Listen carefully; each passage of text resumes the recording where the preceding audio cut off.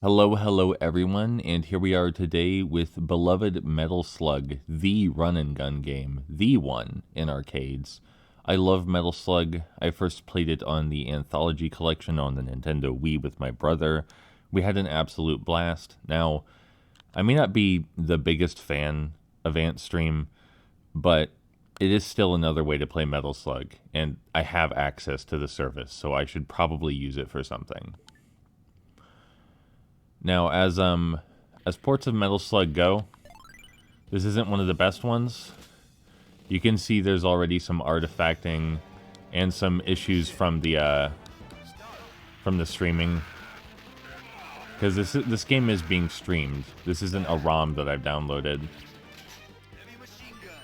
and that does mean that there may be some times where a run gets lost because the controls are not perfectly responsive. Again, being a streaming service and all. That said, it's good enough. I'm also not a big fan of how this is the version where they saw fit to replace all the blood with spurts of gray water. I don't like that, because Metal Slug, as you can probably tell, is an excessively violent game. And pretending that we're not killing these people by replacing their blood with gray water is just a bit goofy, I think, just a bit insulting. But again, it's still a way to play Metal Slug. And I'm always down for more ways to experience Metal Slug. It's not even a genre that I'm particularly fluent in. Like, sure, I played Gunstar Heroes and the like, and I've loved Gunstar Heroes. Metal Slug just hits different, I think, and part of that is because it was the first real arcade game that I played outside of an arcade on the Metal Slug Anthology disc, and it was the first time I realized that arcade games just aren't inherently unfair. Arcade games can be some of the most fair and most reasonable games. Like, all of the hits in Metal Slug games can be avoided. It's generally pretty clear how to avoid them. Like right there, I could just be moving faster. That's my primary issue, is I'm not moving fast enough to avoid those blue shots. But that's fine, because after we jump out, after we jump out and jump down, we'll spam the grenades, and that should handle it. There we go. So the goal is to see if we can make it all the way to Ellen O'Neill without using a continue. As you can see, I've got the first level pretty well down. I've played this first level a lot.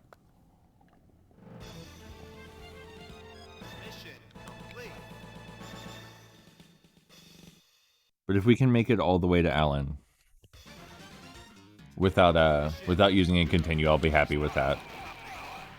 For context, Alan is the most famous recurring character in Metal Slug. You'll know him when we see him. He's the only one with voice lines. I think the only character in any Metal Slug game with voice lines besides the POWs. I don't know if there are extra lives, if there's a threshold of points you can crush to get more lives. I don't really plan on getting extra lives anyway. I just want to see how far we can get with one credit.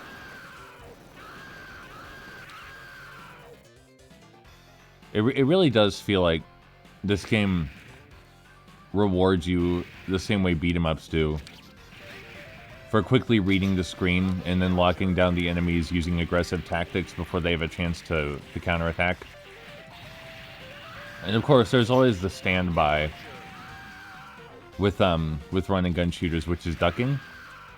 You'll want to duck. You'll want to duck a lot. By the way, when you're freeing a prisoner of war, that guy we just got down from that lamppost, you can shoot their ropes off with anything, and you don't have to worry about killing them. As you saw, I shot that guy's rope off with a rocket launcher, and it was not a problem. If you're wondering how I'm shooting the rockets at an angle like this, you just crouch and fire, and it automatically shoots them at a downward angle. Little details like that are some things I extremely appreciate about Metal Slug.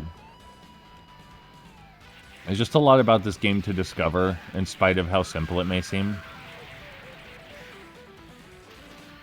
And I've definitely played this one the most out of all of them. Let's see, drop the shotgun. I do want that.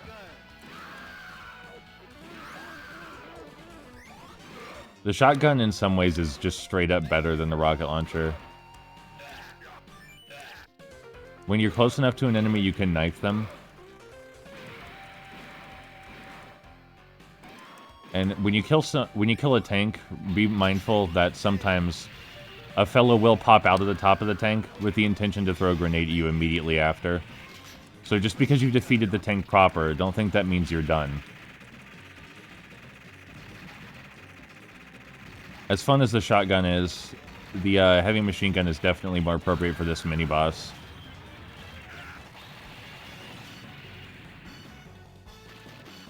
They want to come up here as soon as possible. Yeah, that's why we wanted to hurry. That guy throws bombs down the stairs. And they can and will mess you up. But now we're back in the Metal Slug, so we're good for a bit. Gotta be mindful of our immediate surroundings. Concentrate fire on the most aggressive and dangerous opponents. And we'll be good. The next boss fight is actually one you do on the Metal Slug. And I think it's a great way to show off the Metal Slug's capabilities and get the player more familiar with how the Metal Slug works. It's actually not too dissimilar from the final boss of this game.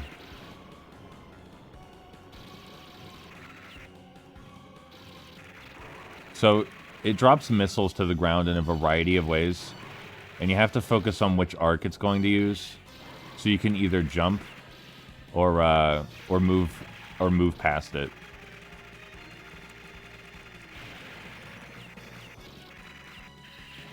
Those are a bit trickier. Somehow that didn't count as a hit. I'm not sure how. Okay. That one's probably the easiest to avoid.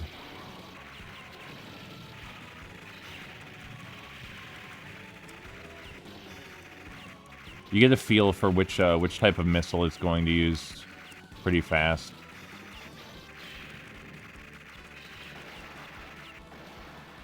Alright, now that the boss himself came out, it's probably the best recognized main antagonist in Metal Slug. Looks a bit like a certain Nazi. Just a bit. There we go, we got him. On occasion, I've very well managed to beat that boss without losing the Metal Slug. I could have used more bombs. That probably would have helped.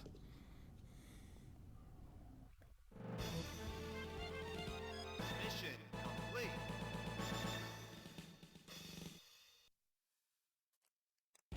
Now, this is the stage with Alan. But we'll see whether we actually make it to him.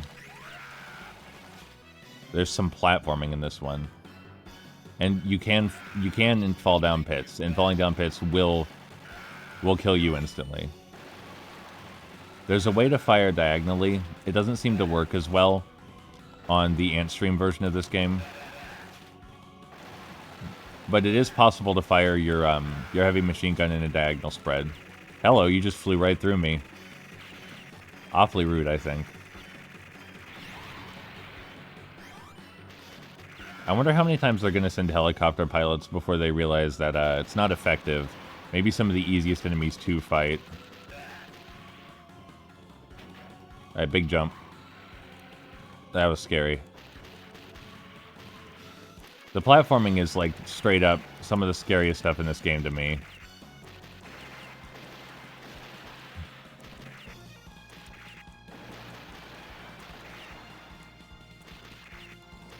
I know there's a way to perfectly time a grenade shot to get that guy down there.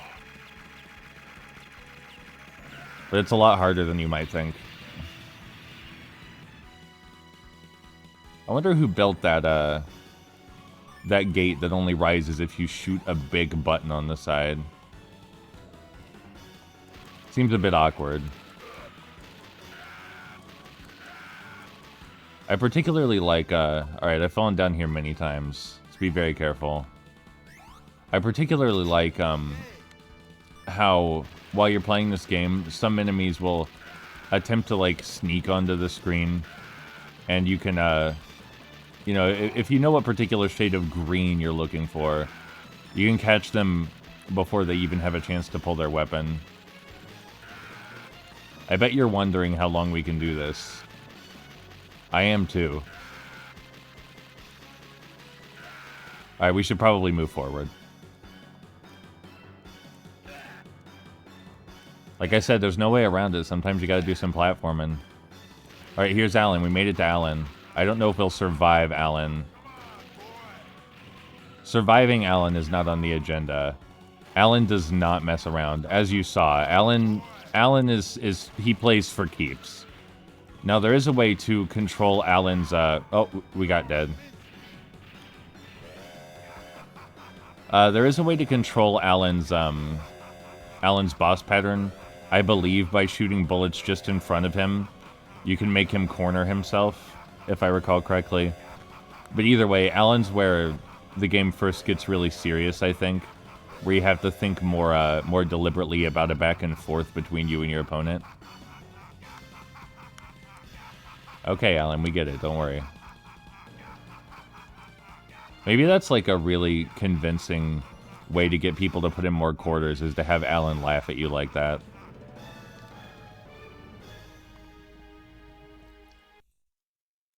Anyway, I just wanted to play Metal Slug for a little bit. I really, really love Metal Slug. Like, a whole lot. Metal Slug 1 is my favorite, but I love all of them. And, yeah, just a quick video because when isn't it a good time to play Metal Slug, honestly?